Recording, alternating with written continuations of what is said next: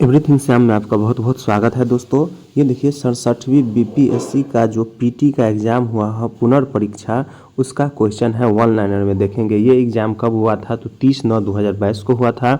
उसका क्वेश्चन हम बारी बारी से वन लाइनर में देखेंगे। तो चैनल को सब्सक्राइब नहीं किए हैं जल्दी कर दीजिए, वीडियो को लाइक कीजिए, दोस्तों को भी शेयर भी कर दीजिए। अब चलिए हम चलते हैं पहला क्वेश्चन की ओर। इसमें देखिए रोमन साम्राज्य से व्यापारिक संबंध किस राजवंश ने स्थापित किया था तो ये हो जाएगा चेरा राजवंश, यानी चेर राजवंश हो जाएगा। अगला देखिए मुस्लिम शासक जिसका साम्राज्य दार उल इस्लाम का एक भाग माना जाता है कौन था तो ये हो जाएगा इल्तुतमिश हो जाएगा। अगला क्वेश्चन की बात करें तो खलीफा की शक्ति का विरोध किस सुल्तान ने किया था, ये हो जाएगा अलाउद्दीन खिलजी ने। इसके बाद अगला क्वेश्चन देखिए तुगरिल खान ने किनके शासन काल के दौरान विद्रोह किया था तो ये हो जाएगा बलबन के शासनकाल के दौरान। और सर्वप्रथम किस मुगल शासक ने ब्रिटिश के विरुद्ध संघर्ष किया था तो ये हो जाएगा औरंगजेब हो जाएगा। अगला देखिए सती प्रथा का उन्मूलन तथा ठगों के असंगठित गिरोह का दमन किस गवर्नर जनरल ने किया था तो ये हो जाएगा लॉर्ड विलियम बेंटिंग ने। और किसने सिंध विजित कर उसका अधिग्रहण किया तो ये हो जाएगा नेपियर ने। ठीक है, किसने सिंध विजित कर उसका अधिग्रहण किया था तो ये हो गया नेपियर। और भारत में प्रथम जनगणना किस वर्ष प्रारंभ की गई थी तो ये हो जाएगा 1872 ईस्वी में। अगला क्वेश्चन देखिए सुखदेव भगत सिंह तथा राजगुरु को किस तारीख को फांसी दी गई थी तो ये हो जाएगा 23 मार्च 1931 को हो जाएगा। इसके बाद अगला देखिए महात्मा गांधी द्वारा 1940 ईस्वी में प्रारंभ किए गए व्यक्तिगत सत्याग्रह के तीसरे सत्याग्रही कौन थे तो ये हो जाएगा ब्रह्मदत्त हो जाएगा। तीसरा सत्याग्रह पूछ रहा है तो ये हो जाएगा ब्रह्मदत्त। और अगला देखिए भारत छोड़ो आंदोलन के दौरान खुफिया रेडियो किसने प्रारंभ किया तो ये हो जाएगा उषा मेहता ने। इसके बाद अगला क्वेश्चन देखिए मगध शासक बिंबिसार का चिकित्सक कौन था तो ये हो जाएगा जीवक हो जाएगा। और बिहार में तुर्क सत्ता का वास्तविक संस्थापक कौन था तो ये हो जाएगा इब्न बख्तियार खिलजी हो जाएगा। अगला क्वेश्चन देखिए बिहार के प्रथम भारतीय गवर्नर जनरल कौन थे तो ये हो जाएगा सत्येंद्र प्रसाद सिन्हा हो जाएगा। और अगला क्वेश्चन देखिए संथाल विद्रोह के नेता कौन थे तो ये हो जाएगा सिद्धू एवं कान्हू हो जाएगा। अगला देखिए बिहार का चौरी विद्रोह किस वर्ष हुआ था तो ये हो गया 1798 ईस्वी में। और किस वर्ष उड़ीसा को बिहार से पृथक किया गया तो ये हो जाएगा 1936 ईस्वी में। अगला क्वेश्चन देखिए इसमें प्रथम बौद्ध महासभा कहाँ आयोजित हुई थी तो ये हो जाएगा राजगृह में।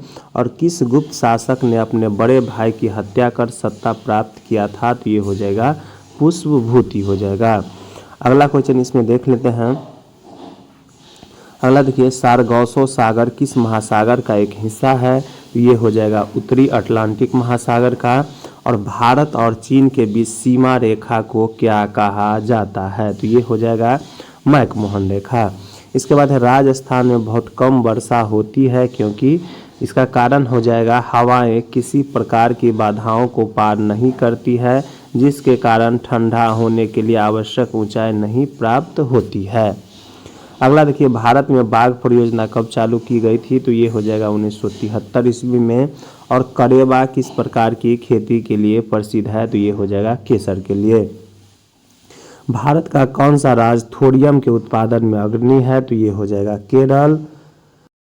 और अगला देखिए अखबारी कागज उद्योग भारत में मुख्यतः किस स्थान पर अवस्थित है तो ये हो जाएगा नेपाल नगर। इसके बाद भारत में प्रथम कोयला खान कहाँ खोदी गई तो ये हो जाएगा रानीगंज। रानीगंज कहाँ पड़ता है तो पश्चिम बंगाल में। और बिहार राज्य का कुल भौगोलिक क्षेत्रफल कितना है तो ये हो जाएगा 94,163 वर्ग किलोमीटर। अगला देखिए बिहार के किस जिले में तेलहर कुंड जलप्रपात स्थित है तो ये हो जाएगा कैमूर में।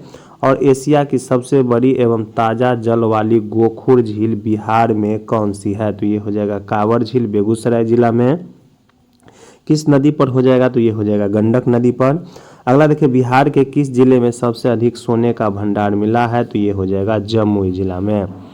अगला क्वेश्चन की बात करें तो बिहार के किस जिले में सिल्क सिटी के नाम से जाना जाता है, किस जिले को, तो ये हो जाएगा भागलपुर जिले को। और सौर मंडल का सबसे प्रधान आकाशीय पिंड कौन सा है, तो ये हो जाएगा सूर्य। अगला देखिए, पृथ्वी की आंतरिक परत जिसे हम नीफे कहते हैं, नीफे के निर्माण में किन तत्वों की प्रचुरता है, तो ये हो जाएगा निकेल और फेरस। और भौगोलिक अपर्दन चक्र की संकल्पना किसने प्रस्तुत किया था, तो ये हो जाएगा WM डेविस हो जाएगा। अगला देखिए, गरजने वाली चालीसा, क्रुद्ध पचासा और चीखने वाली साठा पवने पृथ्वी के किस गोलार्ध में चलती है, तो ये हो जाएगा दक्षिणी गोलार्ध में।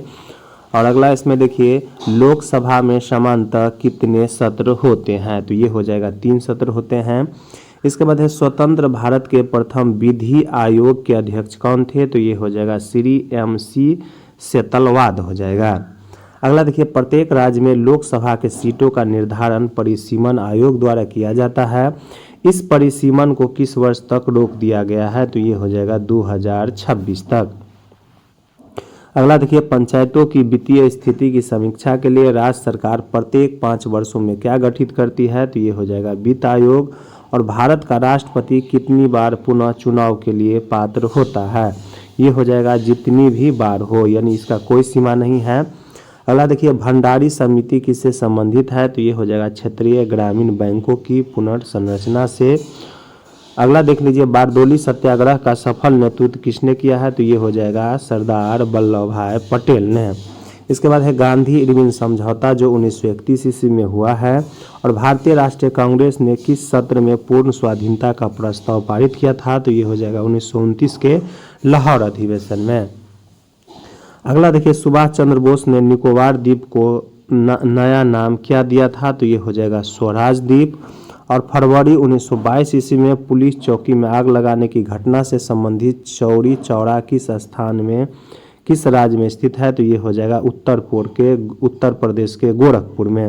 ये घटना 5 फरवरी 1922 को हुआ था। इसके बाद खुदीराम बोस ने किस स्थान पर किंग्स फोर्ड की हत्या का प्रयास किया था, तो ये हो जाएगा बिहार के मुजफ्फरपुर में। और आजाद दास्ता बिहार में किस आंदोलन के दौरान सक्रिय रहा, तो ये हो जाएगा भारत छोड़ो आंदोलन के दौरान।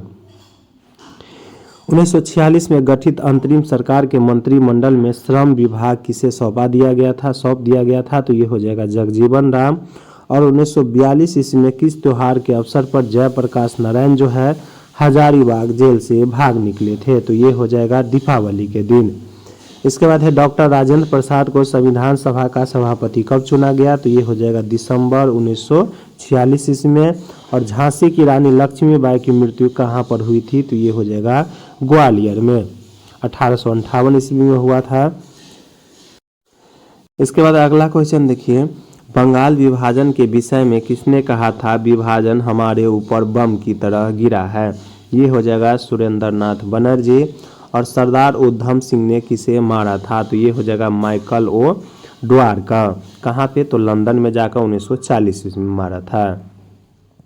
आवर्धक कांच में किस प्रकार का लेंस प्रयोग किया जाता है, तो ये हो जाएगा उत्तल। और चुंबकत्व का अनुचुंबकीय यानी समचुंबकीय सिद्धांत किसके द्वारा प्रतिपादित किया गया था, ये हो जाएगा प्लैटिनम के द्वारा। किसके द्वारा प्रदर्शित होता है, तो ये हो जाएगा प्लैटिनम। और परमाणु के नाभिक में कौन से मूलकण होते हैं, तो ये हो जाएगा प्रोटॉन और न्यूट्रॉन हो जाते हैं। और इलेक्ट्रॉन जो है चारों ओर चक्कर लगाते हैं। इसके बाद है किस धातु कर्ण प्रक्रिया के अंतर्गत धातु मिश्रित अवस्था में पाई जाती है, उसे क्या कहते हैं, उसे हम प्रगलन कहते हैं। और अनबुझा चूना जिसे हम क्विक लैम के नाम से जानते हैं का रासायनिक सूत्र क्या होता है, तो इसे हम CaO कहते हैं। इसके बाद है जंग लगे लोहे के वजन में कौन सा परिवर्तन होता है, तो यह पहले बढ़ता है और फिर घटता है। इसके बाद है किसे श्वेत धातु भी कहते हैं, तो प्लैटिनम को जो है हम श्वेत धातु भी कहते हैं। इसके बाद अगला देखिए, शुद्ध जल में नमक को घोलने से जल का क्वथनांक बढ़ जाता है एवं जल के हिमांक पर क्या प्रभाव पड़ता है, ये हो जाएगा हिमांक घट जाता है। इसके बाद है अगला क्वेश्चन इसमें देखेंगे, अगला क्वेश्चन इसमें देखिए, बायोगैस का कौन सा अवयव सबसे प्रमुख है, तो ये हो जाएगा मीथेन होता है जिसका फार्मूला CH4 होता है। और किस रसायन के कारण पटाखा फूटने से चमकदार लाल रंग दिखाई देता है, ये हो जाएगा स्ट्रोंशियम के कारण। इसके बाद है लवणायुक्त वातावरण प्रेमी पौधे को क्या कहते हैं, तो उसे हम लवण मृदोभिद कहते हैं। इसके बाद है परागण की सुपरिभाषा क्या है, तो परागण की सुपरिभाषा हो जाएगा पराग कण का परागकोश से क्लोम छिद्र तक स्थानांतरित होने की प्रक्रिया को हम परागण कहते हैं। यानी पराग कण का परागकेसर से क्लोम छिद्र तक स्थानांतरित होने की क्रिया को हम परागण कहेंगे। और पौधे अपना पोषक तत्व मुख्यतः किससे प्राप्त करते हैं, तो ये हो जाएगा मृदा से।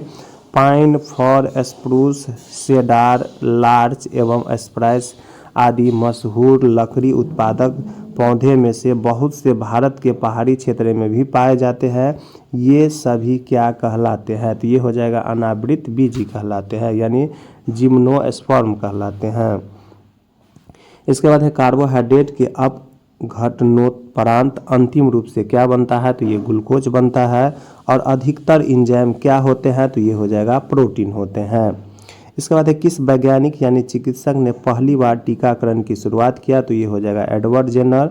और वॉशिंग मशीन का कार्यकारी सिद्धांत क्या है, तो ये हो जाएगा अपकेंद्रण यानी सेंट्रीफ्यूगेशन।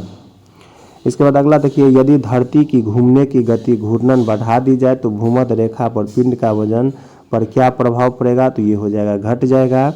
और गति को सर्वप्रथम किसने परिभाषित किया, तो ये हो जाएगा गैलीलियो ने।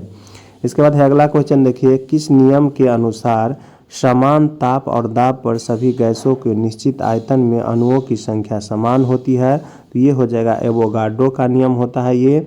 और आपेक्षता का सिद्धांत किस वैज्ञानिक ने प्रस्तुत किया, तो ये हो जाएगा अल्बर्ट आइंस्टीन ने। इसके बाद है एक संवाहक के तापक्रम परिवर्तन के कारण इसमें विभव परिवर्तन होता है, इस घटना को क्या कहते हैं, तो उसे हम थॉमसन प्रभाव कहेंगे।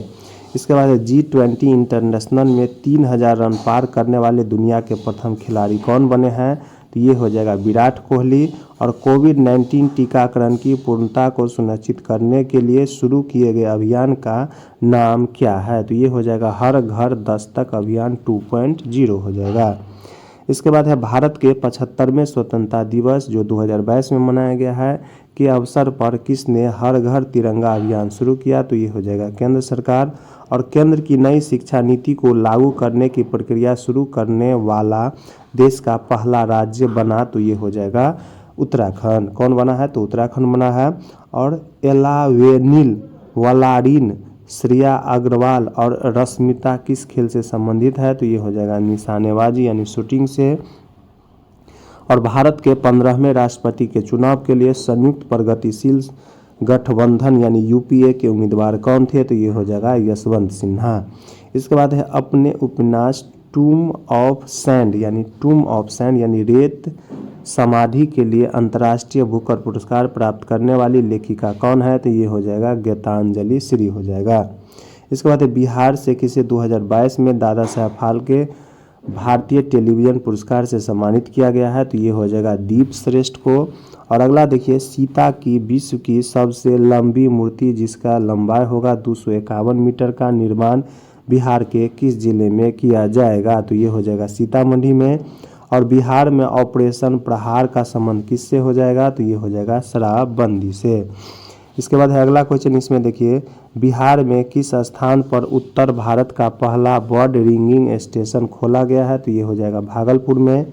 और बिहार में गिद्ध संरक्षण योजना किस अभयारण्य ने शुरू किया है, तो ये हो जाएगा वाल्मीकि टाइगर रिजर्व, ये हो जाएगा पश्चिमी चंपारण में। इसके बाद है सुनंदनी कार्यक्रम किससे संबंधित हो जाएगा, तो आंगनवाड़ी कार्यकर्ताओं से। और संयुक्त राष्ट्र महासभा ने बहुभाषावाद पर एक भारत प्रयोजित प्रस्ताव अपनाया है जिसमें पहली बार किस भाषा का उल्लेख किया गया है, तो ये हो जाएगा हिंदी का। इसके बाद है अगला क्वेश्चन देखिए, भारत ने युद्ध प्रभावित यूक्रेन से फरवरी 2022 में भारतीयों के वापस लाने के लिए किस मिशन के तहत लोगों को निकाला है, तो ये हो जाएगा ऑपरेशन गंगा के तहत। इसके बाद है चीन ने सकतेंग वन्य जीव अभयारण्य यानी चीन ने सकतेंग वन्य जीव अभयारण्य के आसपास के क्षेत्र पर अधिकारों का दावा किया है। यह दावा करते हुए कि यह एक विवादित क्षेत्र है। यह वन्य जीव अभयारण्य कहाँ स्थित है? ये हो जाएगा भूटान में। इसके बाद है संयुक्त राष्ट्र शांति अभियान में सबसे बड़ा बजट योगदानकर्ता कौन है? तो ये हो जाएगा संयुक्त राज्य अमेरिका। और आर्कटिक की जलवायु की निगरानी के लिए किस देश ने अपना पहला उपग्रह आर्कटिक एम लॉन्च किया है? तो ये हो जाएगा रूस हो जाएगा। तो देखिए 67वीं बीपीएससी जब पुनः एग्जाम हुआ था उसमें इतना ही क्वेश्चन पूछा था। तो चैनल को सब्सक्राइब नहीं किए हैं जल्दी से कर दीजिए। जय हिंद।